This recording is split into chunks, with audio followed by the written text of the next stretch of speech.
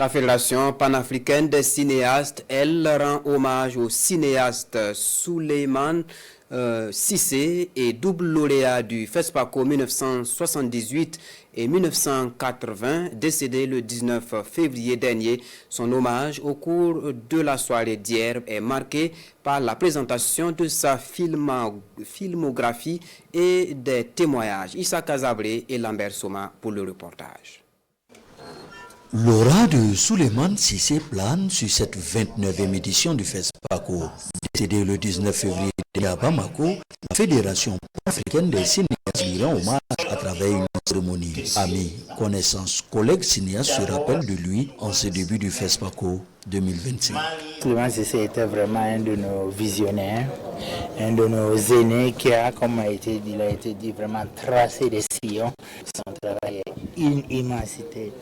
Et dans son aspect philosophique, et dans son aspect esthétique, et même dans son aspect politique, parce qu'il a eu des interventions, comme on l'a dit dans certains des messages, sur l'évolution de nos sociétés. Souleymane Cissé a à son actif plusieurs courts, moyens et longs métrages. 2 fois lauréat de l'Étalon d'or de Yenenga, carrosse d'or lors de la quinzaine des cinéastes en 2023 au Festival de Cannes. L'Élus 10 paru devait assurer la présidence du jury de la catégorie fiction long métrage de l'édition actuelle du FESPACO. Ce qu'il a fait a contribué à l'épanouissement, à l'éclosion d'autres talents, à l'épanouissement de notre cinéma.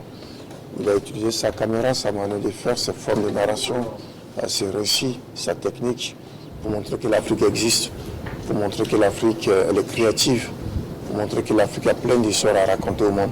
Souleymane Cissé a terminé sa formation vers la fin des années 60. Le FESPACO était le rendez-vous à ne pas manquer. Ses collègues gardent de lui l'image d'un homme humble, brillant et intelligent. Il était courant de le voir déambuler soit à pied, à moto. Donc humainement, c'était un exemple d'humilité extraordinaire. Et en termes de talent, c'est un génie. C'est le magicien du 7e art. Il a révolutionné le cinéma africain, même le cinéma mondial. Et on est très heureux et fiers que le Burkina et le FESPACO commencent par lui rendre un hommage. Souleymane Cissé est décédé le 19 février dernier à l'âge de 84 ans. En 1978 et en 1980, il remporte l'Étalon d'or de Yenenga avec ses films Bara et Finié.